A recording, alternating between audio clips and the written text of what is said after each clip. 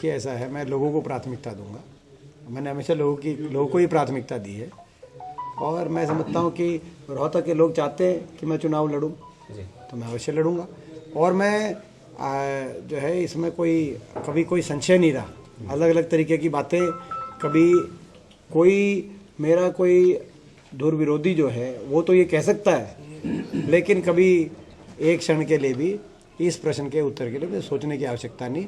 निश्चित तौर से ना सिर्फ रोहतक लोकसभा चुनाव सीट से मैं कांग्रेस पार्टी से चुनाव लड़ूंगा, मगर लोगों के आशीर्वाद से मुझे विश्वास है रोहतक में लोगों का आशीर्वाद मिलेगा, कांग्रेस पार्टी जीतेगी और वहाँ की जीत हरियाणा की अगली सरकार की नींव भी रखने का काम करेगी। देखिए ऐसा है, मैं लोगों को प्राथमिकता दूंगा। मैंने हमेशा लोगों को ही प्राथमिकता दी है और मैं समझता हूँ कि रोहतक के लोग चाहते हैं कि मैं चुनाव लड़ूं तो मैं अवश्य लड़ूंगा। और मैं जो है इसमें कभी कोई संशय नहीं रहा। अलग अलग तरीके की बातें, कभी मेरा कोई दूर विरोधी जो है वो तो ये कह सकता है, लेकिन कभी एक क्षण के लिए भी इस प्रश्न के उत्तर के लिए मुझे सोचने की आवश्यकता नहीं। निश्चित तौर से ना सिर्फ रोहतक लोकसभा चुनाव सीट से मैं कांग्रेस पार्टी से चुनाव लड़ूंगा, मगर लोगों के आशीर्वाद से मुझे विश्वास है रोहतक में लोगों का आशीर्वाद मिलेगा, कांग्रेस पार्टी जीतेगी और वहाँ की जीत हरियाणा की अगली सरकार की नींव भी रखने का काम करेगी। एक वर्ष से या पिछले सवा वर्ष से जब से हरियाणा प्रदेश कांग्रेस कमेटी ने चौधरी भूपेंद्र सिंह हुड्डा जी के विश्वास से हाईकमांड ने चौधरी उदय भान जी को प्रदेश अध्यक्ष के रूप में जिम्मेदारी सौंपी, तब से लगातार कांग्रेस का जनाधार बढ़ रहा है, कांग्रेस का परिवार बढ़ रहा है। लगातार पिछले सवा वर्ष में 35 से अधिक पूर्व विधायक, पूर्व मंत्री, पूर्व सांसद और अब मौजूदा सांसद कांग्रेस पार्टी में शामिल हो चुके हैं। तो ये संकेत इस बात का है कि हरियाणा की जनता ने परिवर्तन का मन बना लिया है और हरियाणा के अंदर आने वाला समय कांग्रेस पार्टी का। जब मैंने कहा कि पिछले सवा साल में 35 पूर्व विधायक, पूर्व मंत्री, पूर्व सांसद और अब मौजूदा सांसद कांग्रेस पार्टी में शामिल हो चुके हैं, तो निश्चित तौर से जैसे जैसे चुनाव आगे आएगा ये तो मैं समझता हूँ श्रृंखला और तेजी से आगे बढ़ेगी। ये सभी मिलके चलेंगे और मैं समझता हूँ कि सभी का अपना स्थान पार्टी में रहता है और सभी का अपना सम्मान और सभी को अपना जो सबने जिन्होंने मेहनत करी है उन सबको साथ लेकर कांग्रेस पार्टी। सर हाल ही मैं समझता हूँ कि जिस पार्टी का जनाधार समाप्त हो गया, जिस पार्टी का गठबंधन 100 बार बीजेपी घोषित कर चुके कि हम 10 की 10 सीटें पे लड़ेंगे, तो यानी कि उनकी सहयोगी पार्टी ये मान रही है उनका गठबंधन ही नहीं है, उनका कोई जनाधार ही नहीं है, लेकिन फिर भी वो चिपके हुए हैं। एमपी साहब तो जनाधार जिस पार्टी का ना हो उस पर मैं अपना कोई कमेंट करके आपका, मेरा और दर्शकों का टाइम क्यों खराब करूं।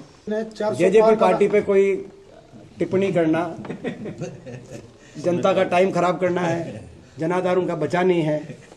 आने वाले समय में आपको पता चल जाएगा जो मैं कह रहा हूँ वो सच है कि बीजेपी की तरफ जो है ये कुछ लोग शामिल हुए हैं और भगदड़ मची हुई है देश में।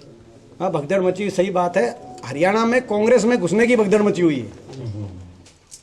एक साल में 35 पूर्व विधायक, पूर्व मंत्री, पूर्व सांसद और मौजूदा सांसद कांग्रेस पार्टी में शामिल हो गए हैं, तो हरियाणा की भगदड़ आप बताओ किस तरह बची हुई है। अपराध की तरफ हरियाणा का नौजवान फिर चला गया। देखो आप, आज गैंग आ गए। जब हुड्डा सरकार थी यही वो गैंग थे, माफिया था, चौटाला राज में माफिया चलता था, जेलों से फिरौतियाँ मांगी जाती थी 2004 से पहले। उनका सफाया हुड्डा साहब ने आते ही किया और हरियाणा में अमन चैन शांति और खुशहाली का 10 साल का राज रहा। अब दोबारा से बेरोजगारी गर्त में हरियाणा का नौजवान, जहाँ दूध दही का खाना था नशे में नंबर 1 हरियाणा बन गया, और जहाँ अमन चैन शांति थी वहाँ हत्या दर में देश में नंबर 2, अपहरण फिरौती दर में देश में नंबर 1, और हर रोज धनाधन गोलियां बरसाई जा रही हैं कहीं किसी व्यापारी पे। और बड़े बड़े गैंग, कोई पहले तो जेलों से, चौटाला राज में गैंग जेलों से चलते थे, इनके गैंग विदेशों से भी चल रहे हैं। खट्टर सरकार में वही गैंग विदेशों से भी चल रहे हैं। विदेशों में बैठे बैठे लोग उन गैंग्स को चलाने का काम कर रहे हैं। यहाँ तक कि अंडर एज शूटर पंजाब और राजस्थान में भी कोई किलिंग होती है तो अंडर एज शूटर हरियाणा का मिल रहा है।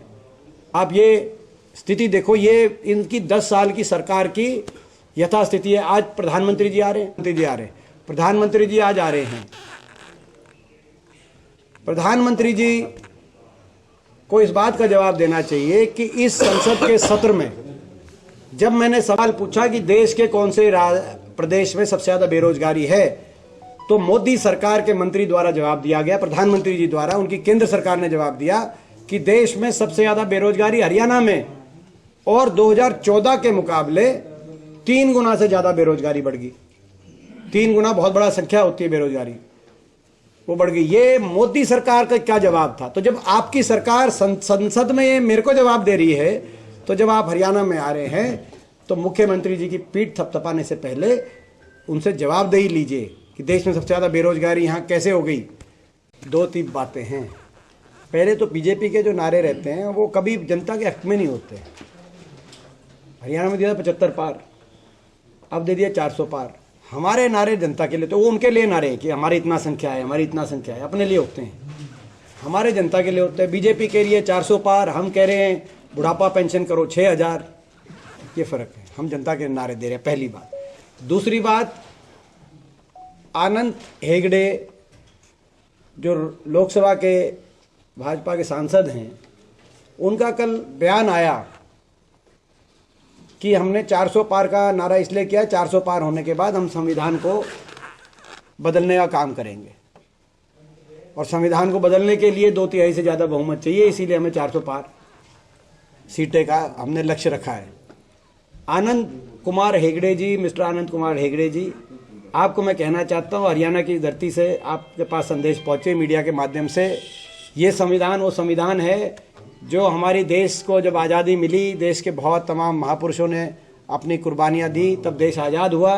उसके बाद सबने बाबा साहब के नेतृत्व में मिलकर, देश के हमारे महापुरुषों ने, संविधान सभा ने दिन रात एक करके 3 साल पुरुषार्थ करके संविधान, जिस संविधान की नींव पर ये देश आगे बढ़ पाया, ये वो संविधान है जिस संविधान में बाबा साहब के नेतृत्व में संविधान सभा के सदस्य चौधरी रणबीर सिंह हुड्डा जी के भी दस्तखत अंकित हैं। इस संविधान को मैं अनंत कुमार हेगड़े जी को बताना चाहता हूं, आप कितना ही प्रयत्न कर लो, इस संविधान को 1 इंच भी हम हिलने नहीं देंगे। इस संविधान को भाजपा के जो ये कुप्रयास है, इन कुप्रयासों को सफल नहीं होने देंगे।